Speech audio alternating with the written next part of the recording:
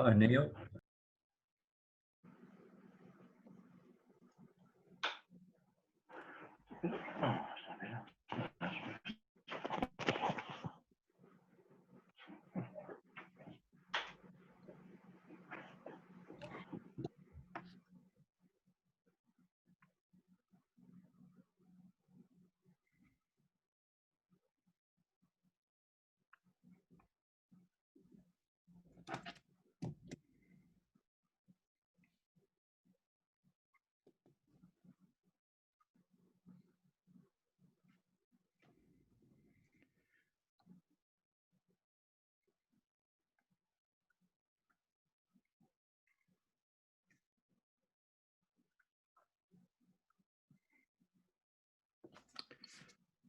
Thank you all for joining us this evening, and this is an additional way of consulting with the community. It's not instead of any consulting, this is just additional. So we're going to try the webinar to consult. So we have a short presentation to explain the proposed changes for how we charge for stock water in our district. The stock water rate is being looked at as part of the Council's review on the revenue and financing policy. This is the policy which sets out how we charge for everything we as a council provide in the district. This is everything from the rubbish and recycling service to how we fund our roads and new capital expenditure. I understand there are many concerns about whether or not we should be providing stock water at all. Many of you have told us that we don't want some or all of our race network closed. We understand your concerns, but do want to let you know that this will not be the focus of the discussion tonight. Our purpose tonight is to explain how we propose to charge for stock water going forward. I have some council staff on hand to help answer any questions. Please use the chat box and we will address these at the end of the presentation. We will keep you all muted and your videos off during the presentation. We will be recording this webinar and it will be also available on our website. I'd firstly provide you with some background on how the council provides stock water in the district. Staff have identified two main issues related to how we are charging for stock water, which we are hoping to address with the change we propose. The first is related to stock water services. We apply a charge to some properties based on certain services they receive, like a dip service or extension pump. But we know that there may be some errors with the information we have on these services in our database. The second issue is related to how we work out who pays what. We do this by charging on the length of race that runs through a property. We have set a minimum length race of 161 metres and a per metre charge for properties with lengths greater than 161 metres. But the problem is that the biggest properties end up paying a lot towards a service they are not necessarily using or benefiting from. I will run through the options we're considering for stock water, then we'll finish up the session by answering your questions. This is a map of the stock water network as it was in September 2019. It hasn't changed too much since then though. A few things to note. Green lines are the main races for which council is responsible for maintenance. Blue line are the local races which are maintained by the property owner. And the red lines are the closed races. Large amounts of the race network has been closed over the years. They correlate pretty closely with irrigation schemes. There are 19 operational intakes plus 8 that are now closed. There are also a number of supplementary intakes from the RDR that can be accessed during drought periods if needed. There are around 1,383 properties who pay directly for the stock water service in some form. These includes a mix of smaller and larger properties. Some properties rely on the race network for stock water, and a few may also use it for drinking water. Other customers do not access stock water from the network at all, but are charged as they have a length of race running through their property or their property fronts a roadside race. Anecdotally, we believe smaller properties are more likely to access stock water from the race, but they pay the least, whereas larger properties are less likely to access stock water from the race, but they pay the most. We've used our 2018-19 rating information to investigate how we are charging. Customers are charged for stock water depending on whether any race runs through their property and whether they receive any stockwater services. And stockwater services refer to the pipe, the ponds, the pump, the dip, etc. As can be seen by the pie chart, the majority of our customers are charged for races only. Races only charges are applied to properties with some length of stockwater race. Races and service charges are applied to properties with some length of race and currently or historically accesses the network via a stockwater service. Services only charges are applied to a property with no race but currently or historically accesses the network via a stockwater service. The rates paid by our customers vary significantly from the minimum charge to over $6,500 annually. This is a big part of the problem in that there is such a big difference between the highest and lowest paying customers. The greater the length of race running through a property, the higher the charge. The charges are made up of race length and stockwater services. The average charge is around $700 per property. As before, the race length is charged based on the length of race running through a person's property. There is a minimum length of race where the charge kicks in. This is currently set at 161 metres and the charge is $86.94. In the rating base, we do not record race lengths which are less than 161 metres. You may be wondering, where did the 161 metres come from? This is a legacy from an old imperial measurement of 8 chains. One chain equals 20 something metres, so 8 times 20 and you come up to approximately 161 metres. Also, as noted previously, stockwater services are simply recognising different ways properties access water from the network. Specifically, the $54.40 is for a dip service or extension pump, and the $108.90 is for pond service, pump service, water wheel, or windmill. As with all our activities in the revenue and financing policy, we allocate a specific percentage to be charged from different rating types. For stockwater, we budget for 90% of the stockwater activity to be funded through a uniform annual charge, which we call a UAC for short. This is charged to the properties who receive the service. And 10% is funded through the general rate. This means all ratepayers pay towards stockwater. Please note, the revenue figure used here is for the 2018-19 year, as this year is the year we use for modelling in this review. We are not proposing to change this charging structure. We think there is still clear benefit to both users of the stockwater through receiving the service and all ratepayers through the firefighting capability. As I mentioned earlier, the first problem is about charges for stockwater services. These are the individual charges applied to some properties for specific services. We propose getting rid of these charges as we know modern farming practices have replaced the need for some of these things, such as windmills. The second issue is the minimum charge in race length. This one's a bit more complex. Ultimately, our goal is to ensure that the aim of raising the minimum charge is to encourage behaviour change by encouraging users to value the service being provided, avoid significantly undercutting alternative water sources, although recognising that a pressurised irrigation scheme is a different level of service to an open stockwater race. So equality is not necessarily equity. We've come up with 3 options for how we can charge for stockwater. Option 1, we could leave the charging structure as is, but this will mean that properties with longer race lengths will continue paying a significant amount for something they do not want or use. The option 2 is our preferred option. We would apply a fixed charge of around $600 per property, as this helps share the cost of providing stockwater and is priced competitively with other providers. We would apply a per metre cost for any race lengths greater than 1,000 metres. In option 3, another option we considered was applying an equal charge to all properties of around $700, but this would mean a significant increase for many properties.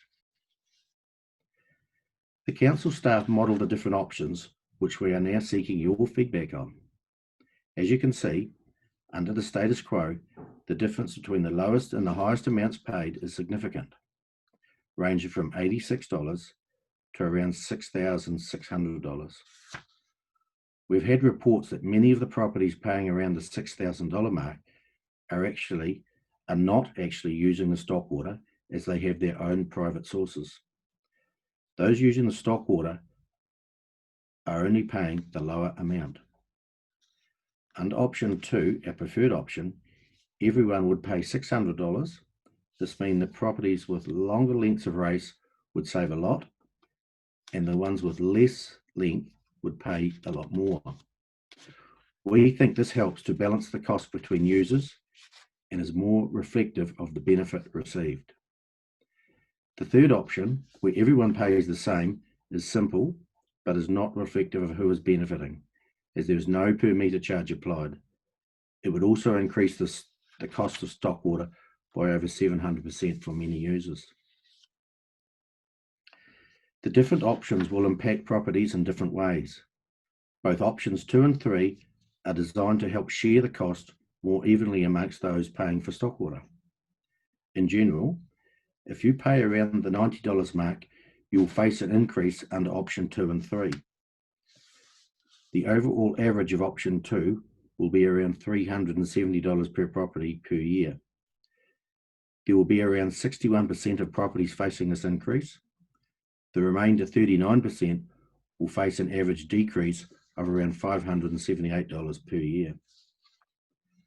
And option 3, the average increase is much more significant at $540 per year for 65% of the properties.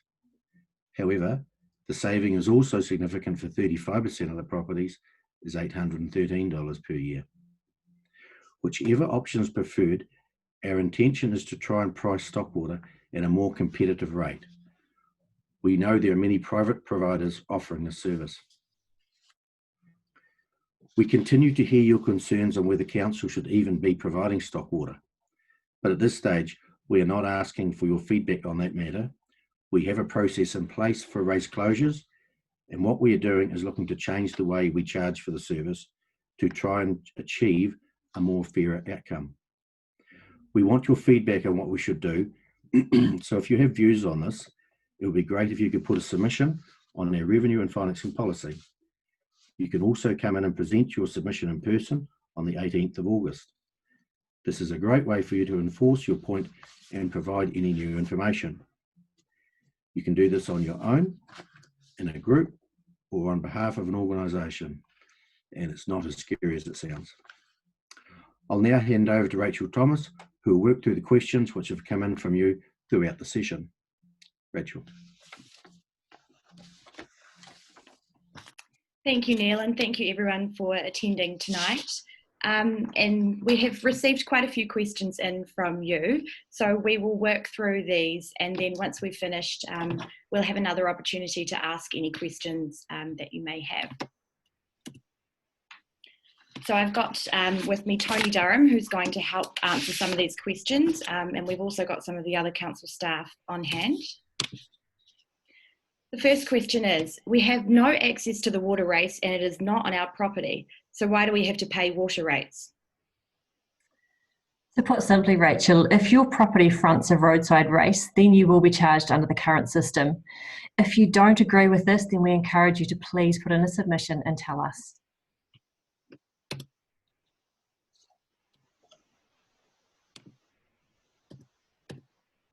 Why should we pay extra for water that is not flowing? We acknowledge that at times there are issues with the flow. Sometimes we get spells of dry weather and there is simply not enough water in the race system. We also have to operate within resource consent limits. We generally agree with user pays, but why should non-users and those who can't use, such as residential, be charged just because they have a water race going past or through their property? The example that we have here is, for our property, a 550% increase would be evident from $93 to $600 per year. That's under the council's preferred option. And is this fair for someone who doesn't use it, who would never use it, or who doesn't have any stock? Completely can understand the reasoning for that question, Rachel. So under the current system, we charge any properties who have some length of stockwater race or where the property fronts a roadside race. The approach is to charge anyone who may access the water. This may be for a range of reasons other than just stock. If you don't agree with this approach, then again, we urge you to please put in a submission to us. If the larger users or dairy farmers and others are not using stockwater, then why should the other or smaller users have to pay for this? This seems to be driven by the larger properties and the smaller owners with very little voice who just have to pay the increases. Look, we know there are people who are being charged for stockwater who do not directly use it right now. However, there are additional benefits from having a stockwater race running through your property. We believe it is the larger properties who are less likely to use stockwater, yet pay the most. Therefore, what we are proposing shifts some of the cost.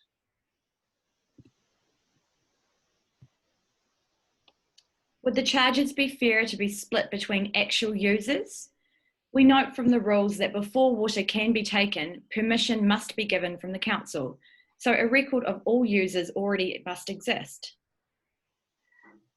Determining who we charge for stockwater is what we're consulting on, so we encourage you to make a submission on this.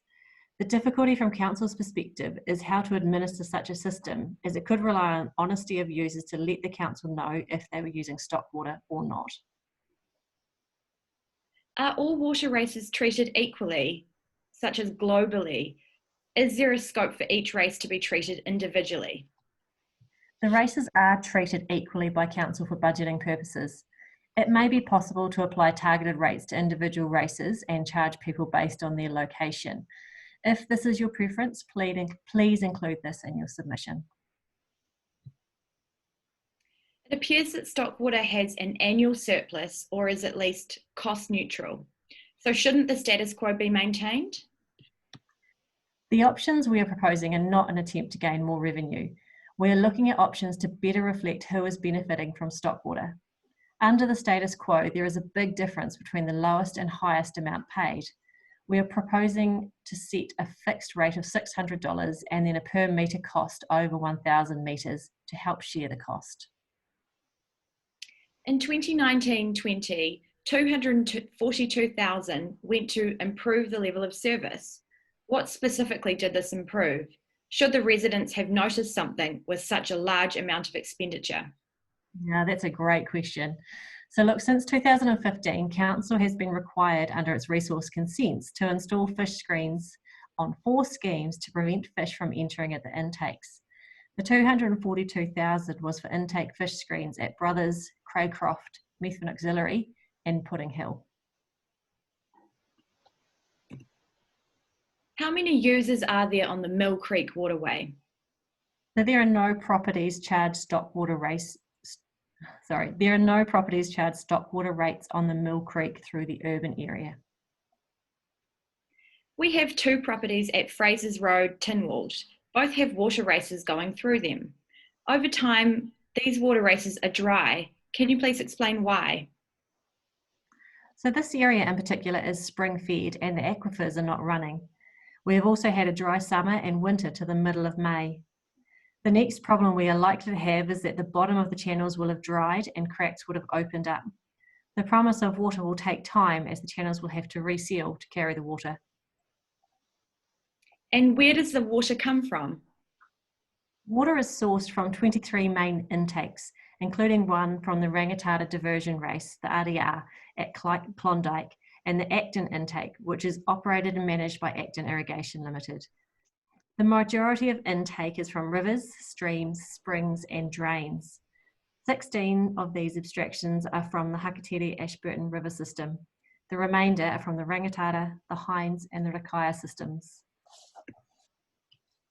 When there is excess rain, creeks, such as in Chertsey, are overflowing, why have some farms been able to fill in their water races? In the past, we have closed water races where users have asked us to do so and where no one else has been badly affected by this.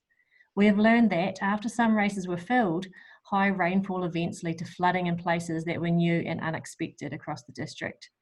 We have reviewed the criteria for race closures. We did this last year and intend to do more research on land drainage risks to highlight where race closures could have downstream flood impacts. Ultimately, if a race on private land is closed, there is no lawful power for council to require a farmer to leave it open. What is the difference between Stockwater mains and Stockwater races? Is council proposing to charge for Stockwater mains? The vast majority of main races are currently rated for in the same way as local races. The only difference between main races and local races is that the maintenance of main races is undertaken by the council. Why does council not spray water races? Spraying the edges of Stockwater races can cause the banks to destabilise and collapse in on the Stockwater race. The water needs to be safe for stock to drink, so the only chemicals that are allowed to be used are a glyphosate-based herbicide and a surfactant.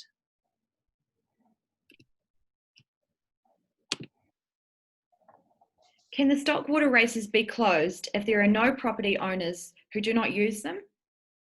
There is a process in place for closing Stockwater races, which includes assessment against different criteria. The number of properties that will be affected and the current use of the property is a criteria that council does consider. We don't use the Stockwater races going through our properties, as our Stockwater comes from an irrigation scheme. We would prefer them to be closed, then have an increase. How do we go about looking to have it turned off? There is a process in place for race closures, and this is detailed on council's website. If we have your email address, what we can do is link you to that information after this. If we have a creek flowing through our property in the Chertsey Township, but don't use it, do we still have to pay if our neighbours want it still to flow? Can the creek be moved off our property if we don't want it? Again, there is a process in place for race closures. Please make an application to council and we'll assess that against the criteria before any decision is made. Are there publicly available maps online of the Stockwater races? Yes, they are available through the GIS viewer on a council website. What we'll do is we'll send you a link to that if we have your email address, so you can find your way directly to that. If you have a browser open with you, if you go to our services and then click on property maps and then click on the link titled search Ashburton District Council maps, this can take you to that information, but we'll share that for you with you. Great, thank you, Tony. So we have had a number of questions come through the chat box. The first one is from Stephen and Mary McLaughlin. And their question is, can some assurance be provided that the adverse consequential effects of a funding change related to reduction in the race network be acknowledged/recognised? The examples are given of loss of community/amenity value, capacity to absorb increased flood flows. So Stephen and Mary McLaughlin, if you'd like to turn your video on, you don't have to, you're welcome to speak to that question. Otherwise, I'd like to invite any of our ADC staff to help provide an answer.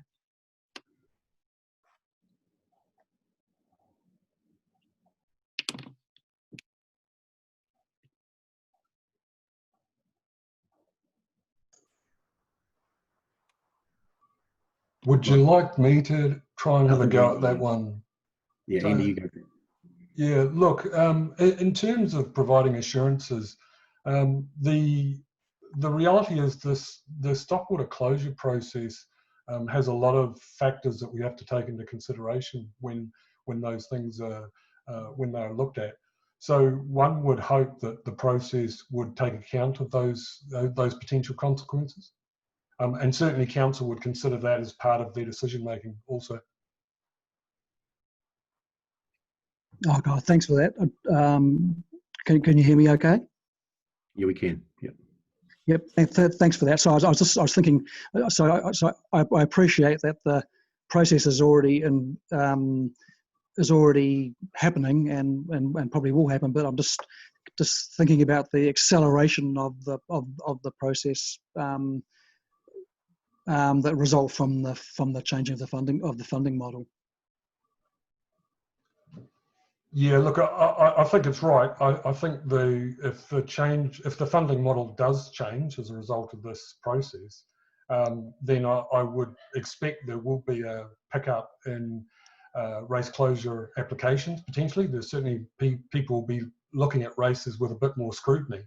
But again, I'm pretty confident that the sort of the checks and balances we've got in place through the race closure process, I think those measures should address your concerns. Okay, thank you. Thank you for that, Andy. So the next question we have is, if I go to piped water supply for the farm, will the council help pay? It is a big cost to us.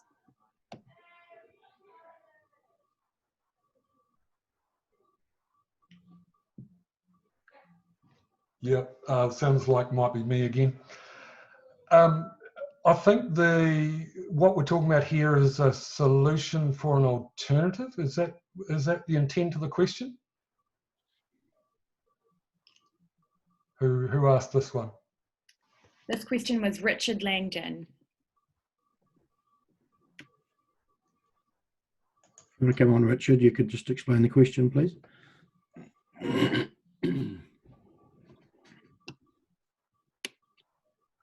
No? So he's just responded yes in the chat box. Yeah, g'day. Yeah, I'm not familiar with the computer stuff here, but if we close we're quite a few kilometres of Stockwater line going to our place now, the neighbours, they want it all turned off. They're paying for rates for me to use water. I know where they're coming from. Is the council prepared to help pay because we're getting costing down on it right now, and it's a big cost with all the troughs and everything. How much is the council prepared to chip in if we say, well, we're happy to have it closed down? There's a fair kilometres through there. Yeah, so I'm not aware that council's been involved in providing subsidies or contributions to race closure solutions. That may be a space that council wants to get into. Maybe the elected members might have a view on that one. I better not spend their money. Richard, if you've got no other alternative water source, then we would probably be obliged to leave the race open and supply your water with it if you had no alternative. I don't know of any cases where the council has assisted the farmers in putting pipes and troughs on their properties that I'm aware of.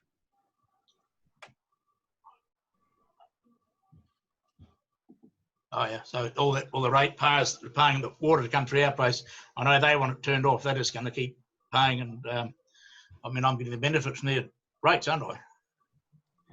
Yeah, that I suppose in your situation there, it sounds as though they are paying for something they don't use, but you're getting all the benefit of it. So yeah, and that's why we're looking at this policy, as I said before, to make it more equitable. Yeah. Would they be prepared to chip in if I said we'll go ahead and do it at the cost of taking they're putting their rates in for 12 months into helping me out? That's a question. That's a question probably only they could answer. Perhaps they may, perhaps they wouldn't. I don't know. Yeah.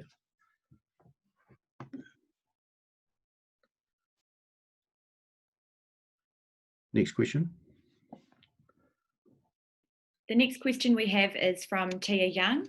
The question is, why, if we have to pay for the Stockwater race that we do not want, do we also have to pay them to be cleaned regularly?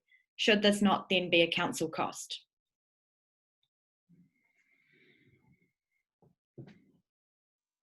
I could have a week go at it. If it was a council cost, the council would put that cost back to the water race users and charge them more per metre.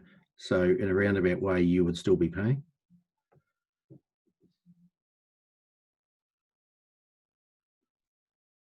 Tia, is there anything else that you wanted to add for your question?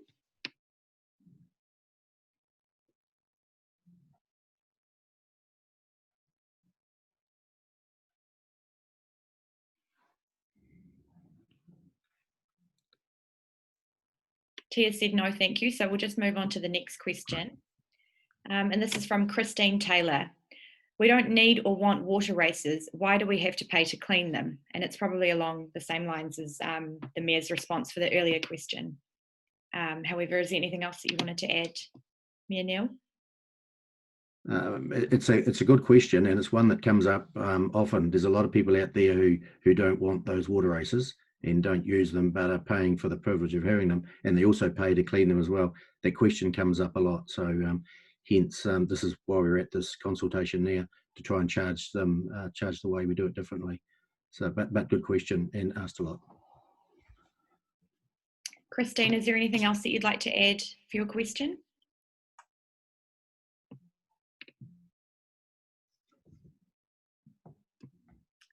Okay, I think we'll move on to the next question, which is from Fred. And his question is, the bigger properties are paying more as a total bill, but not per hectare. It is more difficult to make money from a small property. Yeah, Fred, understand your question, and yeah, you're right. There's a lot of those properties don't want the water race that they are paying for, so that's what we're trying to address as well. Yeah, it's a good question for a submission. Let us know through a submission on another way, perhaps, of paying for those rates, that they water race rates that people don't want. It may be a per hectare basis. We haven't looked at that, but it could be a good suggestion coming from you, and put it in a submission. Fred, is there anything else you'd like to add on your question?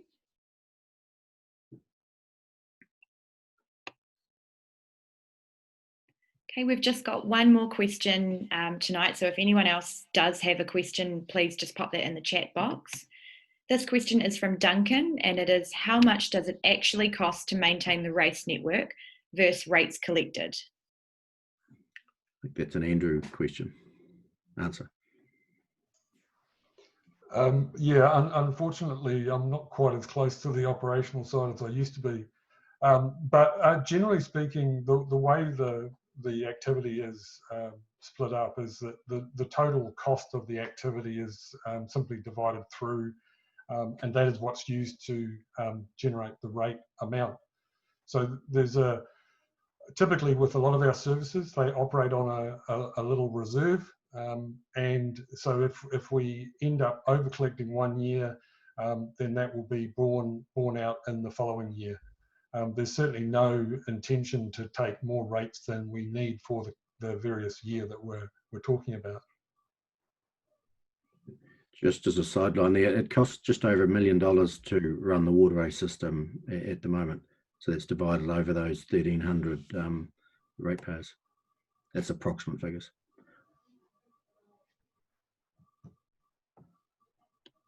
So that is all of the questions that we have in the chat box. Oh, sorry, no, we have one more that's just popped up. This one is Rebecca Taylor. We have one entity that owns multiple smaller titles that make up our farm. Does that mean we will pay $600 per rating title?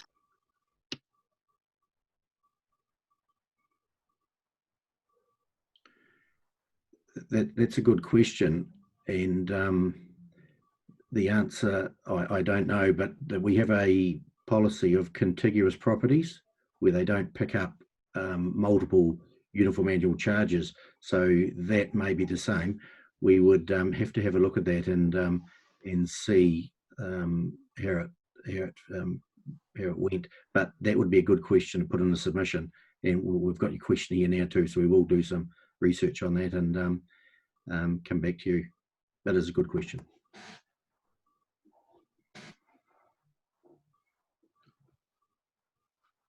Got another comment here. Unfortunately, we all pay rates for things we don't use. I don't use the library.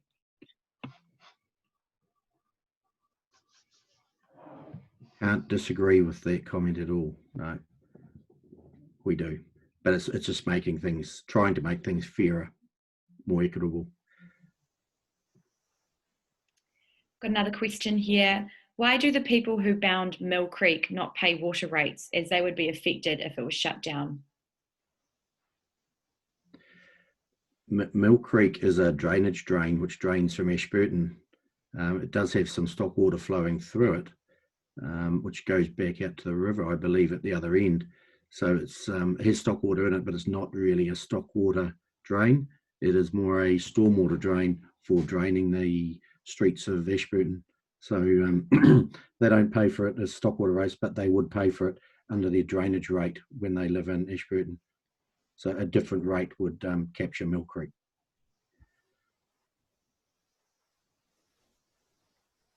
And we're probably not looking at shutting Mill Creek down. It's used for drainage. We have another comment here. Rural people need to remember they are serving their community by maintaining their creeks. Would do them well to remember this.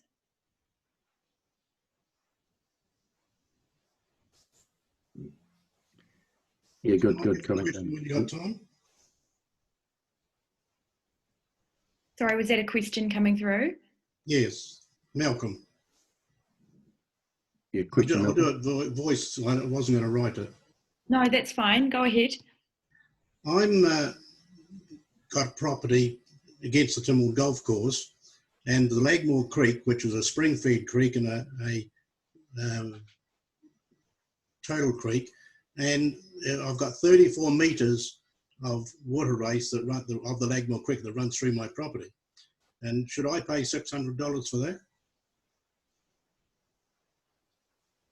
Is it a Stockwater race, Malcolm, or is it a drainage creek? It's a Lagmore Creek. It's the it's a spring feed creek, like as it always has been. Is it used for Stockwater or drainage? Not really. No. Can you see that? No, we can't see anything. That's right. Right near the Tynwald Golf Course. Malcolm, are you happy for me to start your video? Yes.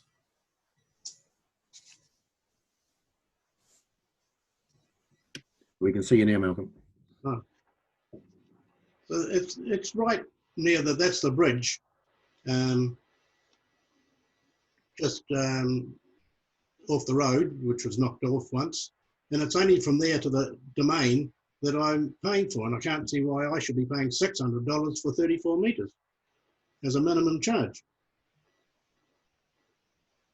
But is it a drain? If you couldn't turn that... No, it's not a drain. It's the council do the cleaning of it. It's a feeder drain, feeder spring drain. So could the council turn it off and make it go dry? Or Well, you wouldn't get any water in the Tynwald domain. And I didn't know you're allowed to cut off spring-fed drains anyway. You couldn't if it was spring fed. It would just flow anyway, when the flow would have to go somewhere. So it's probably more a drain than a water race, stock water race perhaps. This consultation is certainly going to raise some questions like that, Malcolm, and it's good to hear it. And a submission on that would be good, because there's going to be some anomalies out there which we don't know about, but this is going to raise them. So let's tell us about it in a submission. Thanks. When I had the property earlier, I tried the council about it, and they said, no, you've got to pay the minimum rate. And that was all I was told. But $600, I think, is a bit rough for 34 metres or thereabouts. Yep. Okay, I'm happy with that. Good. The submission will be welcome. Thanks, Malcolm.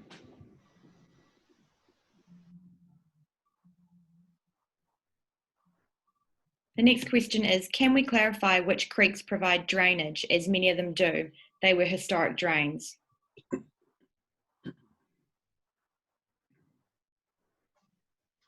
It might be worth people maybe looking up their properties on the council's GIS viewer and just having a look to see where these the waterways are. They can perhaps check the status of the waterway that runs through their property.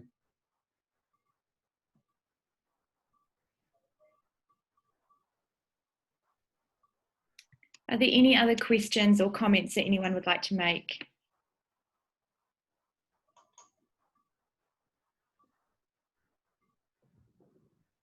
So you've covered those couple of questions on the ECAN drains by looking at the website. That's how you would determine whether an ECAN drain or a stock water race.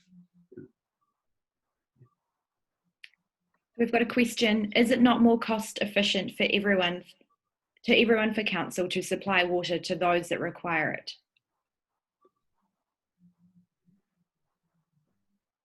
that would be getting people who don't want a service to have to pay for it. And the library example came up before, and that may be a way of doing it, but we would need to put that in a submission, Christine, and send it to us, that you think that everyone should pay, if that's what you think, everyone should pay for the water at the ones that do, for the ones that do want to use it. Be a good submission.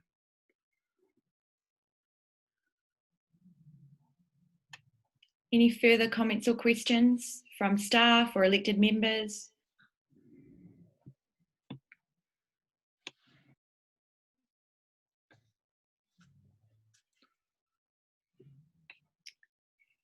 I've got a question here. How many kilometres is the council looking to close each year? The only kilometres race we're looking to close is the ones that people ask us to close. We're not looking to do any more than what people ask us to turn off. So there's no goal.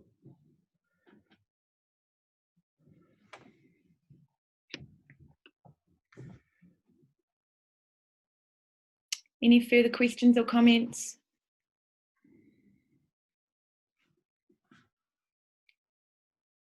So it looks as though we've got to the end of it there, Rachel. So I'd just like to thank everyone for attending, and I hope that this consultation, doing it this way, worked, doing it from our homes rather than having to go out. And as I said before, this is not replacing other consultation methods we use. This is an addition to. So hopefully it was helpful, and hopefully you got some questions asked. But there's other methods to consult with us as well, if you want to. So, and that is mainly done by submission. So please send them in, and because we need to hear your concern. We've got the preferred option there, and there's 3 options, but we have a preferred one. If you think we've got it right, tell us we have. If you think we've got it wrong, tell us that as well. And if you have a 4th option, you might, if there is a 4th option, you might want to tell us what that would be as well, because it's open for discussion. So thank you, everybody. And I think we're having another session. Rachel, when's another session of this coming up? So we'll be running the same session at the same time next Tuesday, 7:30 p.m. on the 14th of July. So if there is anyone that has missed out, you can tell them to get in touch with the council and we'll provide those details. And just a reminder that the submissions close on the 26th of July. So remember to get them in on time. And then if you would like to come in and present your submission in person, we'll be holding the hearings on the 18th of August. Thank you very much, everyone. And Rachel, also think you were recording this tonight and you're going to put it up on our website so people can go back and have a listen to it if they couldn't make it tonight, or even just go back and refresh their memory on what was said. Yes, correct. Great. So thank you, everybody. It's been a good night. Thank you. Good night.